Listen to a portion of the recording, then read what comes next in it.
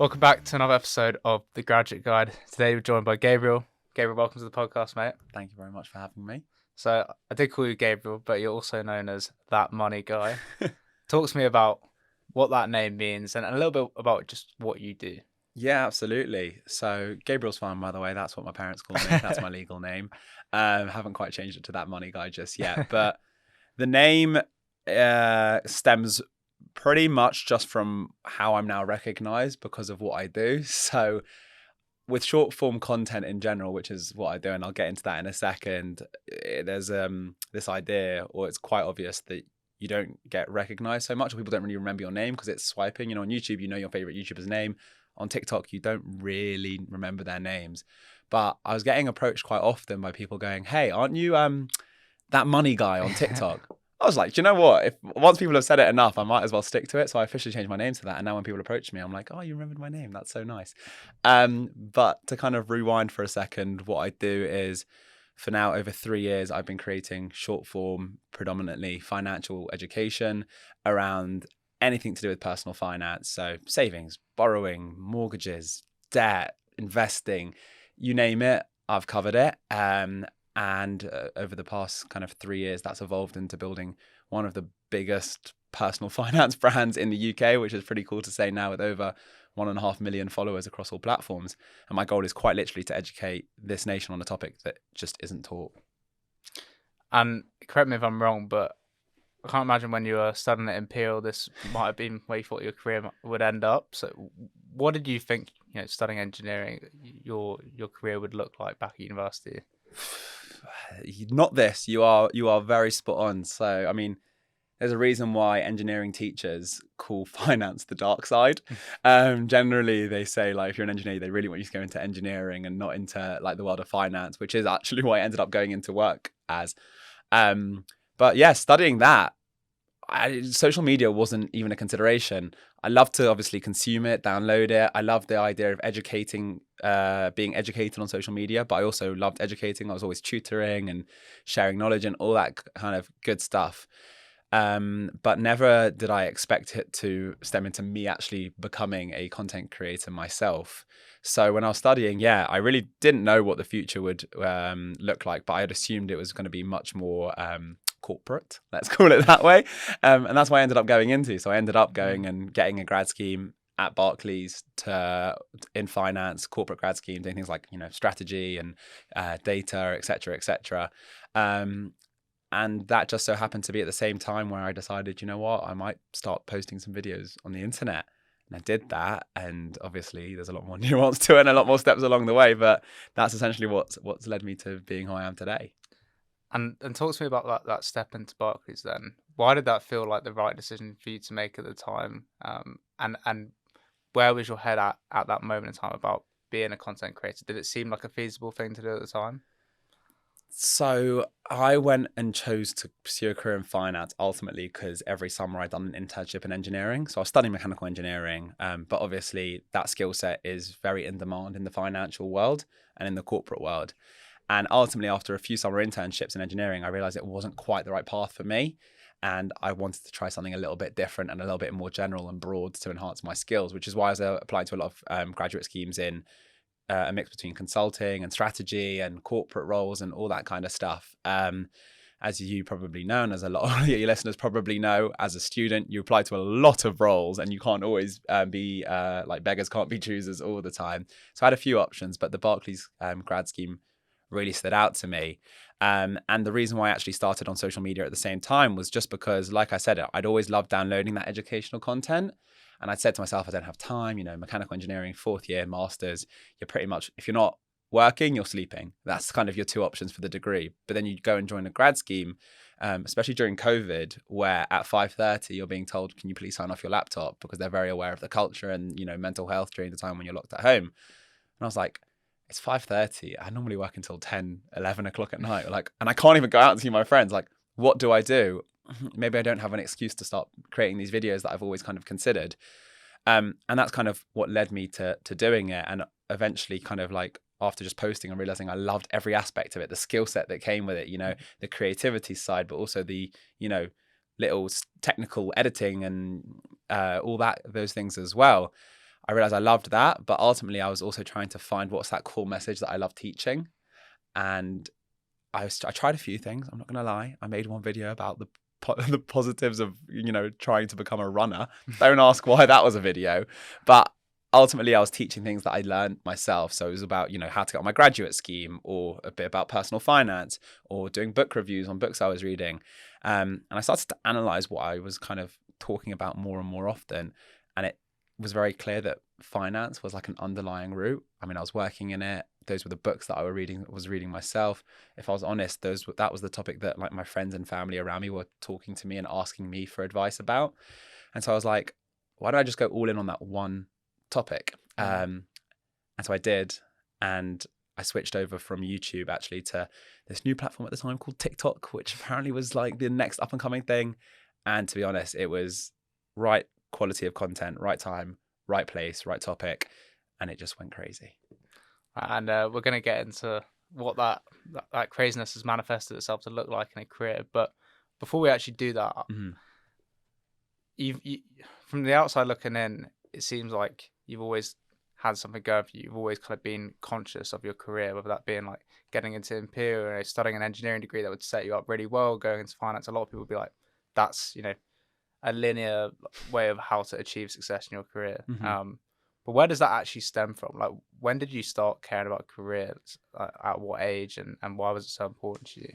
Yeah, I've always been a nerd, to be honest. So I guess in the UK, it's around the time when you choose your A-levels is, for a lot of people, that point where they have to start becoming a bit more career orientated, because you can only choose 3, sometimes 4 subjects, sometimes more, but I picked 4. And obviously I went down the very, I went down the very mathematical route. I did maths, further maths, physics and economics. And then once you're doing that, I kind of was already starting to think, what degree did I want to do? Career was never really too much in mind. I was always kind of just looking one step ahead. I wasn't one of those people that, like, from the age of 12 knew they wanted to be a doctor or a lawyer. I just knew that I loved maths and I loved being analytical, but I also loved the practical side as well. And again, like, I've always kind of had that drive education-wise, but I never exactly had a very clear vision of what I wanted to do. So I knew that I wanted it to be that. And then once I was studying maths, and I loved maths, but not enough to go and do it at university, but I chose physics, but I didn't love physics enough to go and study that. I was speaking a lot, and I find like you get a lot of wisdom from kind of speaking to people that have, walked the path and getting various opinions. And it became very clear that engineering was like the mesh of those two worlds, the practical side of maths and like physics coming together. And then you asked me, like, if you'd asked me why I picked mechanical, genuinely couldn't tell you. I was like, what's the most broad one that opens the most number of doors for me? Because I think, like, for a lot of young people out there that don't have that clear, doctor, lawyer, whatever it is going to be, vocation, I do think it's just about kind of keeping as many doors open as possible so you don't limit yourself. So for me, mechanical engineering was the answer to that. There are so many careers you can go into analytically off the back of that. And then, like I said, I just, throughout university, trialed a few things, literally trial and error. That's, again, coming from an analytical, nerdy guy, that's literally how I've chosen my life. You trial things. If they work, you push forward. If they don't work, you take that as a lesson, and you understand that you can go and pivot and go into a different route. And through that, I was saying to you before, the reason why I chose the corporate grad scheme in the first place was because I trialed the engineering ones and there was an error. Like, it wasn't working for me. It wasn't clicking for me. Yeah. So hopefully that's a nice long-winded answer to explain kind of how my brain worked towards that career progression. It's interesting to know that you, well, at least now you accept yourself as being a nerd. Was that always the case? Because I think in the UK education system, there might be someone listening to this who thinks like being labelled a nerd has been like detrimental to them. But when was it that you like realised that, okay, actually this is me and I'm going to embrace it and leverage it to, to build my career off the back of it? Probably when I picked further maths as an A-level. Like, you got to be pretty nerdy to do that. I mean, I've always liked to have the balance, but I think that hopefully it's becoming easier in a way to just be more and more like who you are and be yourself, because I think with social media and with the ability to kind of connect with people outside of the realm of what you used to be able to connect with, you find your tribe very quickly. And if you've got a tribe to back you up as to who you are, That's kind of the best way to be like as confident as you are about yourself. So like, for example, doesn't quite relate to what you're talking about being a nerd, but being a content creator at the start is a really like I'm trying to think of the right word, but in a way like an embarrassing thing to do. You are posting videos of yourself trying to have some kind of authority on an industry whilst no one's listening to you. And you probably experienced this when you started the Graduate Guide. Like, you have to start from zero. Yeah. And the only way that I was able to push through that was because I had like my tribe with me. I was reaching out to other content creators who were also at the beginning of their journey, and we were kind of doing it together. Someone who you know well, I think you said you've had him on here, Moti, the airport guy. Me and him, I met him when both of us had 0 followers. That's how long our journey's been going together. So I built my tribe through that. I built my foundation system through kind of family and friends who like the closest ones to me, who would one-on-one tell me they were really like impressed with what I was doing. But, you know, in a group setting, they'd be like, that's weird, mate. Why are you guys doing that? You know, but I was fine. I understood deep down what it meant, but that's essentially what allowed me to be me and pursue that career. Because it's a really hard thing to do, is to make another video consistently week after week when no one's watching. And the people that you're not friends with probably are saying behind your back, let's share this amongst ourselves because it's weird what they're doing. And I suppose that applies to kind of like the way that I'm also talking to myself about being a nerd.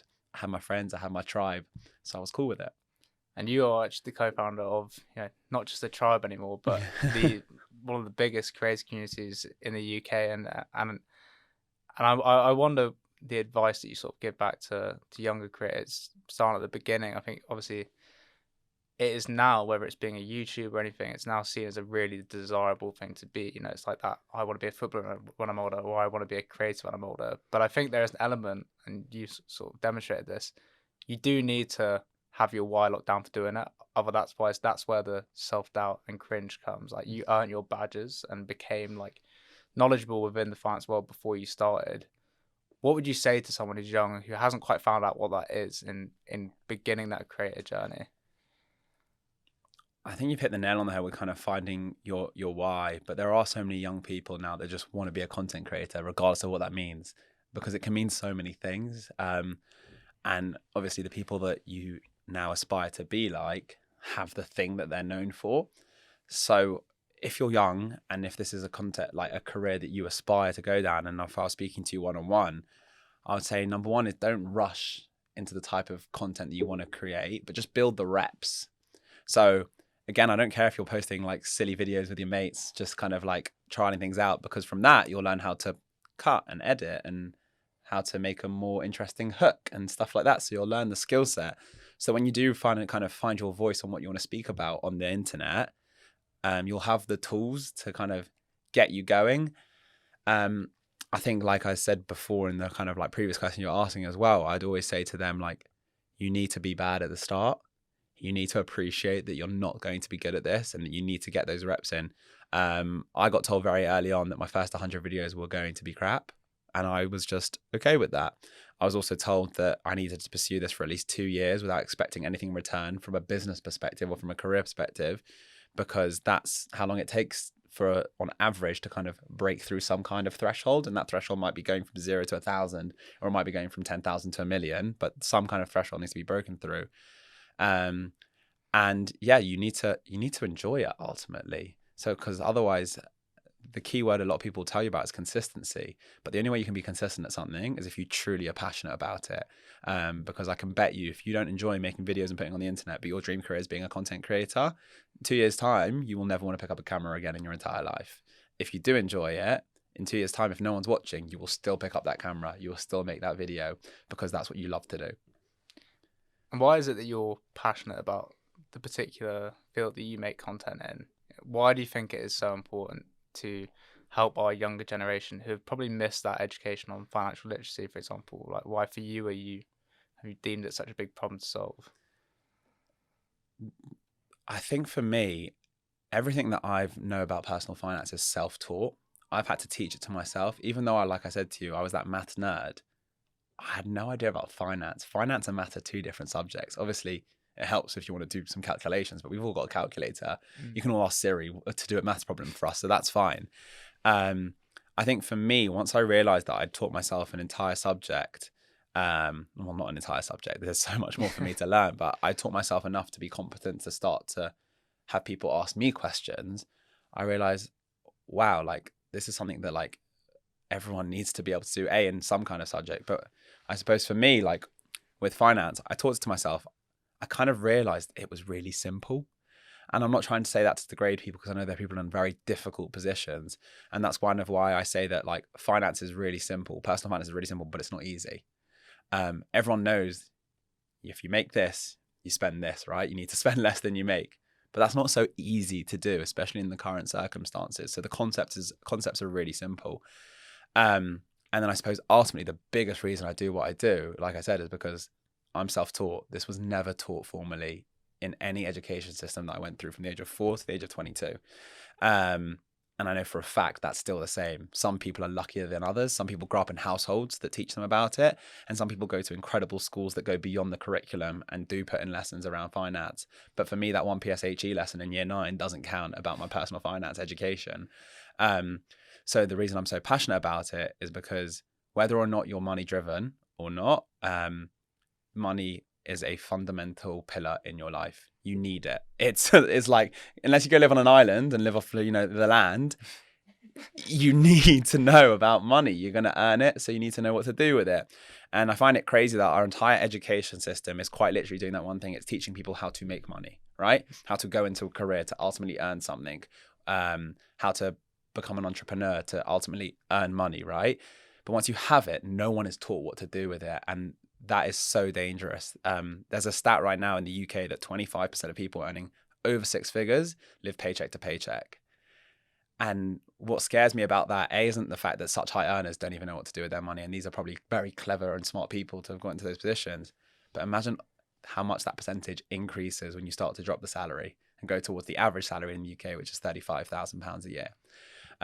So for me, again, schools aren't teaching it, so someone needs to go do it. And social media is the best place to connect with, especially young people, and start to get them interested and knock over that first domino to get them realizing, oh, wow, I don't actually know how income tax works, and I'm going to have to pay income tax because I'm about to start my job for the first time in my life. Maybe I should now look into savings and budgeting. And that's kind of what inspires me, is when I get that message being like, I watched that one video, I loved it, and now I'm reading a book about personal finance. I'm like, yes, that's my intention, to knock over that first domino. I think when you think that you do really well in your content is taking something that is quite like maybe boring to our generation and actually bringing humor into it and making it seem more relatable and accessible. You mentioned that in those first 100 episodes, for example, that they weren't, the content that you make now, at least. What was it that you realized was going to make the difference in actually changing and taking away the stigma from financial literacy and educating our generation? Yeah, it was just about, you have to meet the people where they are. The whole, like, you can't bring the horse to the water. I don't even know. There's a saying there about horses and water. You can't make it drink, right? But essentially, I went on these social media platforms and I thought, what I'm talking about is really boring. You said it. Income tax is not a fun topic, yet I've made it go viral. And the way I was able to do that was I went online, I went, what video is capturing my attention? And now how can I just like slip finance into that? So I went online, and I'm very well known now for these conversational videos where I basically have a conversation with myself. And that was taken because I found someone talking in a comedy skit doing that exact same format. They were having a back and forth convo. And I was like, okay, that style is quite like attractive, right? It just works really well in short form content. Let me just, instead of making it funny, let me just make it about finance. And you have kind of one character that knows the answers and is really smart, and the other one who's done something really like stupid or silly. But I kind of didn't want to say stupid or silly because it's not stupid or silly. They just didn't know, they've never been taught it, right? So that's why they went down that route. So I gave it a shot and it clicked. I guess the whole aspect is it's got a mild element of entertainment in it. It's not a boring, please learn this lesson about how income tax, the first 20%, like I can hear that's boring. It was someone making the mistake and someone else kind of solving the mistake for them. It was fast paced, it was short, it was to the point. And by the time someone has even realized they're learning something, the video's over. So I guess in a way I'm trying to trick people into learning.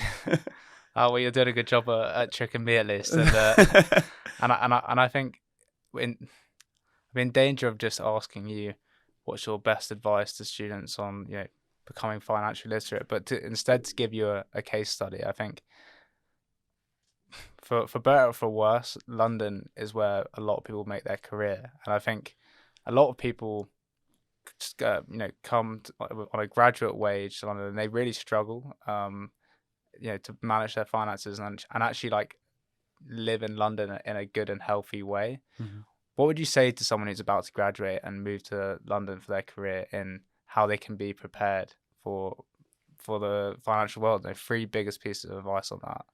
Wow, three biggest pieces of advice. Okay, number one is, I'll be honest, you're going to find it very hard to save. A graduate salary and surviving in London is very hard. So what I will ask you to do is just create a saving habit now, regardless of the amount.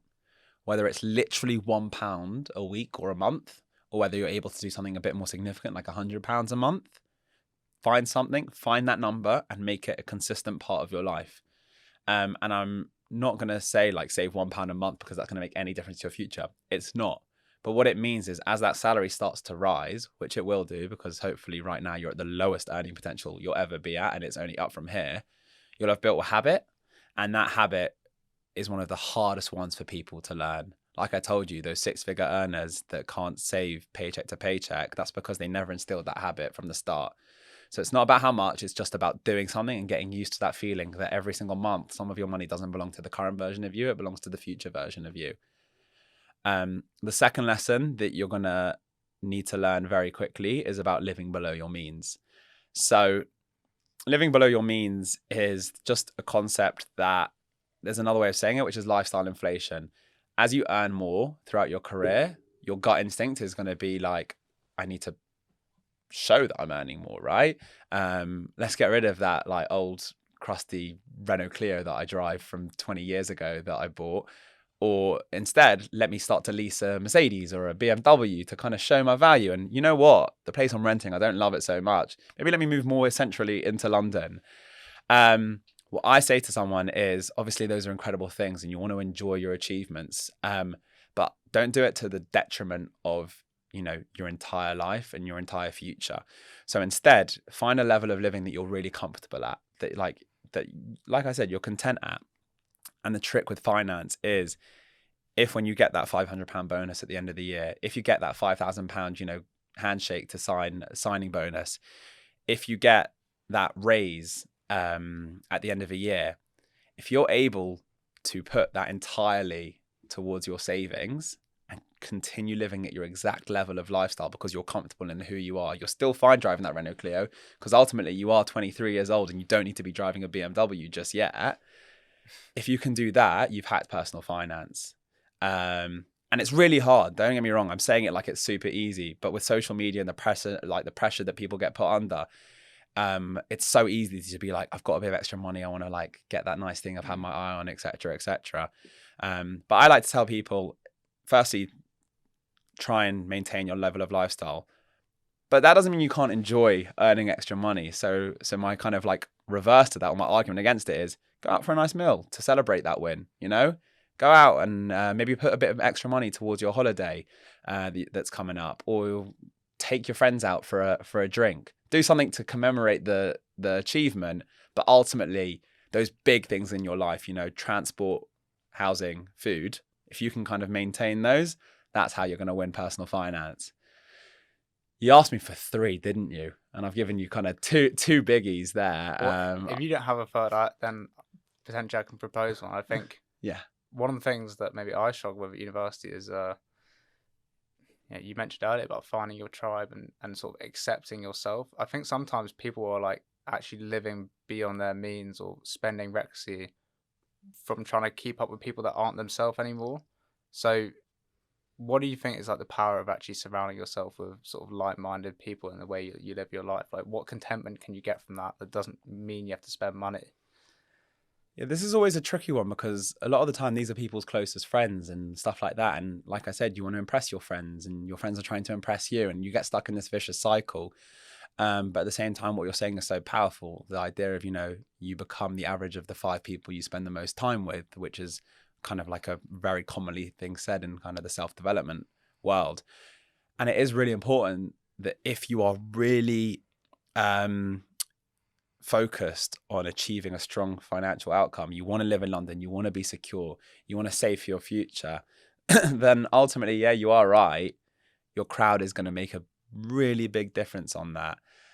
So, I mean, if they are your true friends and they are your closest friends, maybe a bit of a chat to be like, the first time something uncomfortable comes up, instead of buckling to the pressure and, you know, going on that lad's holiday that you can't afford, if you can say it early on, guys, I'm afraid, like, I love you, you're my boys, but I can't afford this trip. Yeah.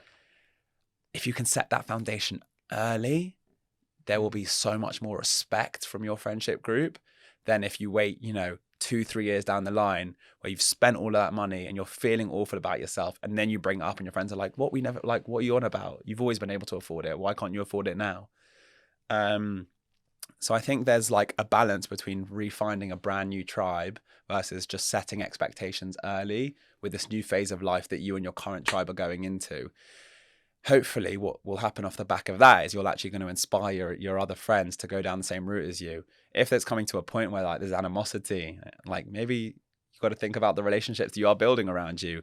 And there are plenty of people that you can find in this huge city that, you know, can build that friendship. Like we said, it's so easy now to find in-person communities around certain topics, whether it be what I'm building with the content creator stuff or personal finance groups. Literally, you can find those people, they exist, and you can build a new tribe if you have to.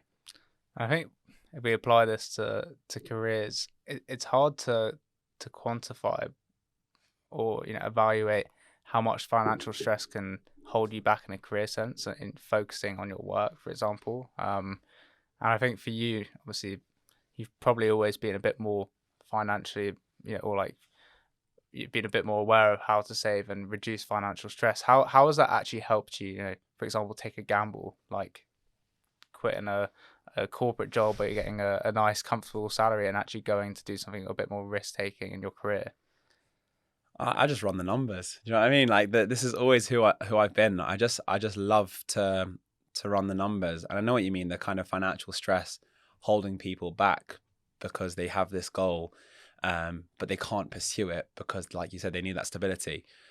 I can explain what happened with me, and maybe that inspires someone else out there. But for me, I didn't just dive straight into a side hustle. I didn't dive straight into my passion. I built it up on my evenings. I built it up on my weekends. I used all of my spare time. I can say it now, but you know, that one meeting that you don't really need to be in and you're not going to be a contributor to. I was editing during those on my other laptop. Like I just was, because I was obsessed with it. And it took me 2 years until I quit my job that I was working on this. And I could have quit my job about a year earlier, but I really wanted to build it up to a secure level.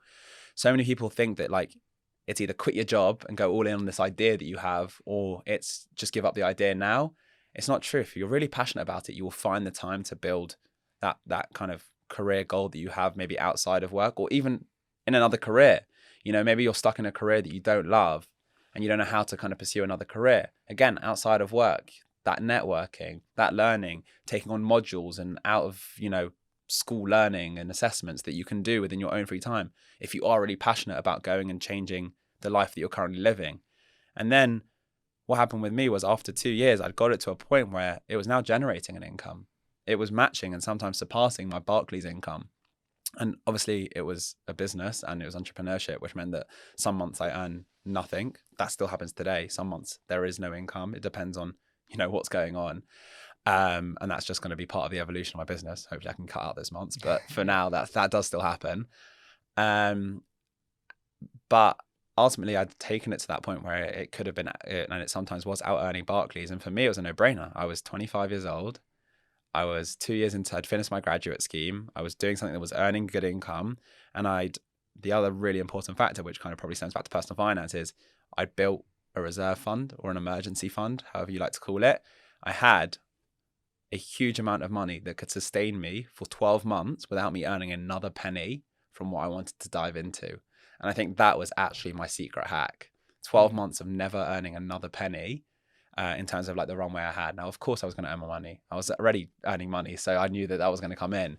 But that really gave me the stability to kind of take that leap. And don't get me wrong, my parents were still like, are you sure? Like, you're in a nice career, et cetera, et cetera. I just thought to myself, like I said, I'm 25. I've literally got nothing to lose. If after 1 year, 2 years, 3 years, this isn't going well for me, I'll be 28. That is young. I can still go back and find another career path. But I'll only have this opportunity really now in my life where I have literally zero responsibility. And ultimately, I call it a risk, but it wasn't. It was a risk to stay in my job and not pursue this.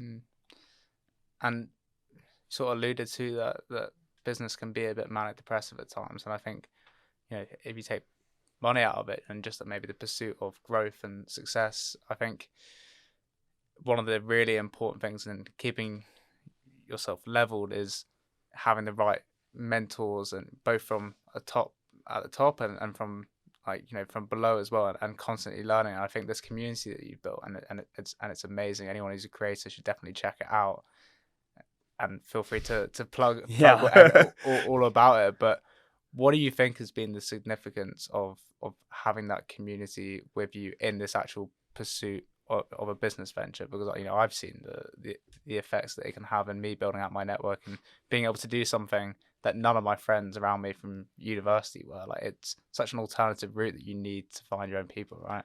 Yeah, I mean, you can probably tell from like the past however many minutes we've been speaking that I've always had community in my life. It's always been an aspect. I'm also Jewish, and being Jewish, community is a huge part of kind of the foundation of that religion. And I said to you, like, I met Moti because I was trying to build another community and another tribe, but that was just selfishly for myself. And ultimately what happened was, a few years down the line, I realized like this benefit of having people around you is so important, because otherwise you're so isolated in what you're trying to do. And especially in the content creator world, like, you're probably doing everything yourself. You're editing, you're trying to come up with videos, you're working at home in your little office or bedroom or whatever you've designed. And that's kind of all you know. And obviously I'd taken the approach to not be like that, to go out, to meet people, but I know that's not the same for everyone. And ultimately I wanted everyone to feel that benefit. So I set up this community. It's called the Creator Space. And it was quite literally just come and meet other people doing what you're doing in public, in a real person, not a Zoom, not an online call, not a text, not a WhatsApp, an actual physical location with some, physical drinks to like actually meet people. And I didn't know whether or not it was something that was going to be so in demand. I just assumed it was, because for me, it was so important. And the results were incredible. The first ever event we did, me and my other two co-founders, we invited like 10 creators each that we knew and said, bring whoever you want and tell them to bring whoever they want. We had 100 creators turn up that night, and everyone was just saying like, this doesn't exist. Like, we needed this. We need to meet other people doing what we're doing. Like you mentioned before about learning from above and below you, like to learn from what other people are doing, to experience it, to share lessons, to share your own problems, get off your chest from someone that's probably experienced them because they're doing the same thing that you're doing. And it was kind of just like that first event sparked it in my head. Like, this is something from a business perspective, of course, but also just from like this is what I've been trying to explain or trying to do myself, but now it's kind of been formalized. And it just evolved. And now we're just trying to figure out what do creators need within this community. We're now over 400 creators within our community, based mainly in London. Obviously, we'd love to expand, but it's an in-person thing. So for now, that's where we're based. And we've run a dozen plus events over the past year, where we've brought in people like Ali Abdaal to come and speak to our community. We've partnered with places like Junkyard Golf to come and just let loose. And just now we held an event at a Champneys, a spa hotel outside of London, for almost 100 creators, with sponsors, some of the biggest brands within the creator industry, with some of the biggest speakers from within the creator industry coming down, and everyone wanting to just be part of this community, whether, like I said, whether from a business perspective, from a speaker perspective, or from a attendee perspective. And I think just the whole evidence of surround yourself with amazing people and magic happens was just like on show during that event. And it's something that I'm going to continue to probably do in every aspect of my career. And it'd be like my biggest piece of advice. And I know I'm speaking from a kind of a content creator perspective, but regardless, let's say, you've pursued a career in engineering, find your tribe in that, find your other engineers that like you love, not necessarily from your firm, but from all the other firms that, you can learn from each other. When are people going for promotions? What kind of career paths are people taking in that? What are the biggest problems people are struggling with at work? And can you solve it for them? It applies to every industry. Unfortunately, sometimes you might have to, or fortunately, you're going to have to be the one to proactively create it. And you mentioned names like Ali Abdaal there, and I got some serious FOMO when I knew I couldn't come to that event. And for anybody else who like me who's listened to what you're saying and feel like, oh, I wish I was there. Like, can I come to the next one? What was so special about, for example, that event in Chamonix? Like, what was the biggest takeaway that the creators had when they came there from those at the top of their game? I think for them, these are people that, like I said, they're at the top of their game. These are really top creators in the country that had never been able to meet such a range of other creators in any other aspect of their life. And that's crazy. This is their industry. This is what they do for a job. And they haven't really met their own like colleagues, basically. So I think just that personal connection. But I think the biggest takeaway, and something that I've probably already mentioned, was everyone came with a few blockers, maybe a bit of demotivation, some burnout, things that happen within a professional career. And everyone left with all of whatever that was solved. So whether they had a problem, they came, they'd spoken to 5 or 6 people about what was going on, and 5 or 6 people between them had figured out how to solve that problem for them. If they came with burnout and lack of energy, they were able to kind of take it slow, listen and get inspired by other people's stories, and go away with 100 ideas of what they were going to do next with their career. So I think, and I'm not going to take credit for this, but all we did as the creators was built the foundations, putting some good education in there, some inspiring speakers, some clever kind of workshops, and then just let the magic happen.